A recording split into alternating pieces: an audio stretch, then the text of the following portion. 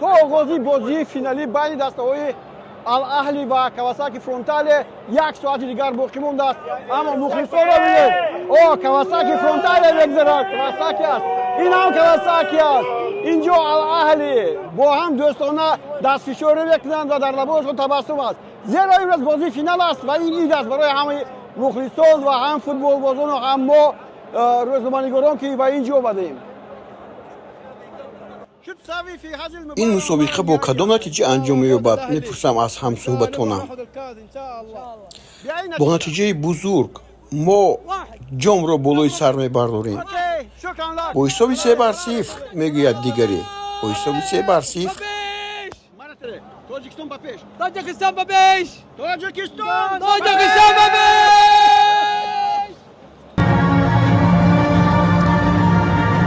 آغاز بازی نیروی شکوه و شهامت ارزنده داشت.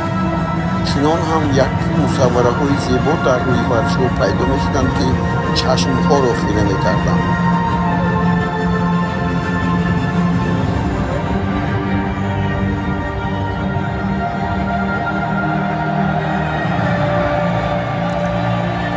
عربستان سعودی در گذراندن بازی‌های بین‌المللی همتا ندارد. تجربه می اندازد و نوگانی‌ها وارد می‌کند.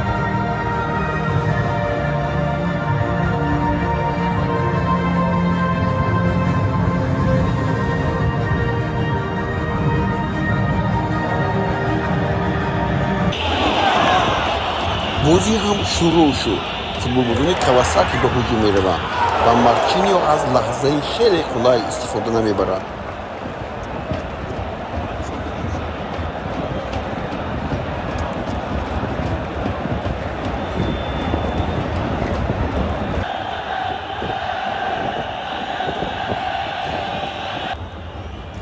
صاحبان میدان با سرعت بلند به پیش می رفتند و امروز شماره نهایت زیادی مخلصان آنها را به پیش می خواندند و نهایت گالینو در دقیقه 33 حساب را باز کرد.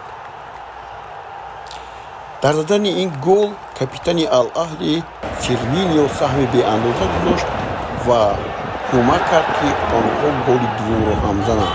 دقیقه 45 بود و کسی گل دوم را به هدف زد. در نتیجه فوتبالباز بهترین این دور بازی‌های لیگ برتر چمپیون‌ها محض فیرمینیو اعتراف گردید و همچون بازیگری بهترین به او تحفه هم سپرده شد. در ورزشگاه تقریباً 60,000 تماشاگران جمع آمده بودند.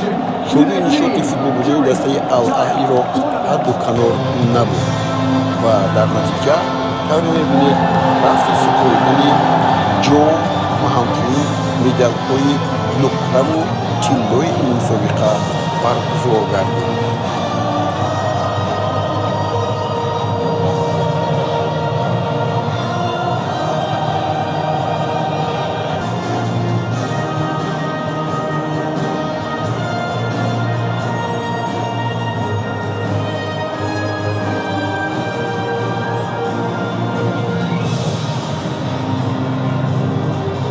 اولین فینالی لیگ برتر چمپیون‌های اروپا در این موسم که ما دیدیم و انجام رسید و دسته الاهلی که بدون بحث بود. یک فضای خیلی زیبای ورزشگاه در این 11 ما اینجا تماشا کردیم و گویدم که با سونامشا که اینجا ما قرار داشتیم هرچی نباشد به شما خبرها رو رسانیدیم.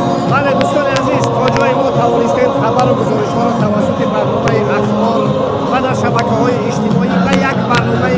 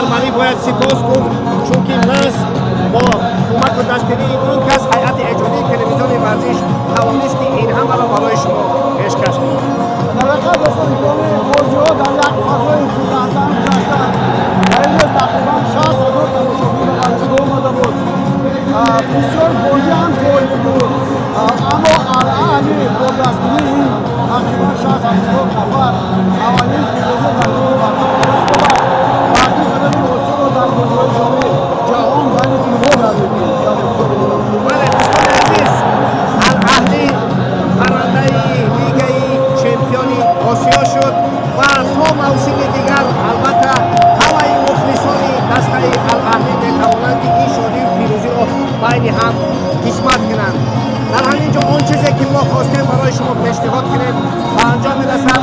امیدواریم که توانستیم که خواسته های شما را قدر ساخته باشید. خیر. اگر نتوانسته باشیم اما کوشش کردیم، تمام مطلب رو لیست کردیم تا توانیم شما رو شکر کنیم. همیشه با تلویزیون ورزشی بودیم و ورزش رو دوست داریم. خیر تو باشید.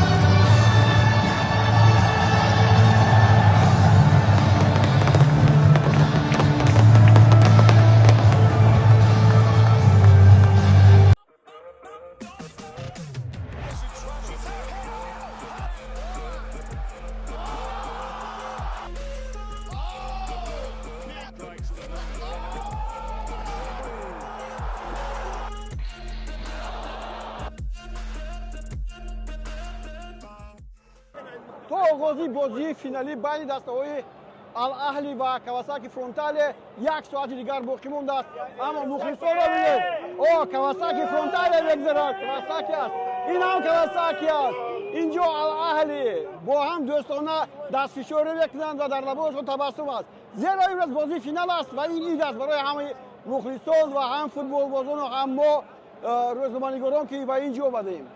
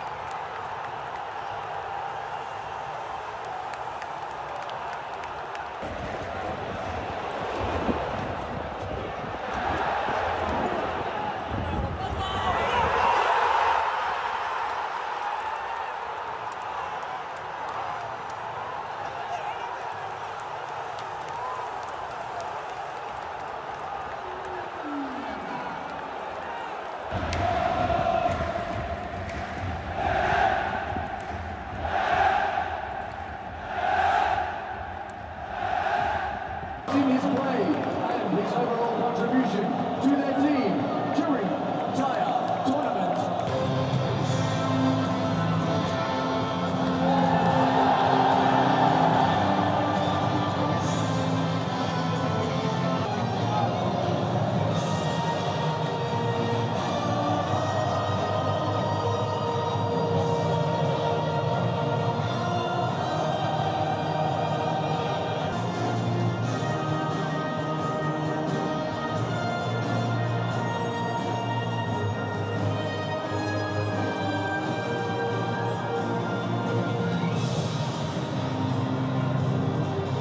اولین فینال لیگ برتری چمپیون‌های اروپا در این موسم که ما دیدیم و انجام رسید با دسته الاهلی که به طور بحث بود. یک فضای خیلی زیبای ورزشی را در این 11 روز ما اینجا تماشا کردیم و گویدم که با سلامشات که اینجا ما قرار داشتیم هرچی نباشد به شما خبرها را رسانیدیم. بله دوستان عزیز، تا جای ما توانستیم خبر و گزارش‌ها را توسط برنامه اخبار و در شبکه‌های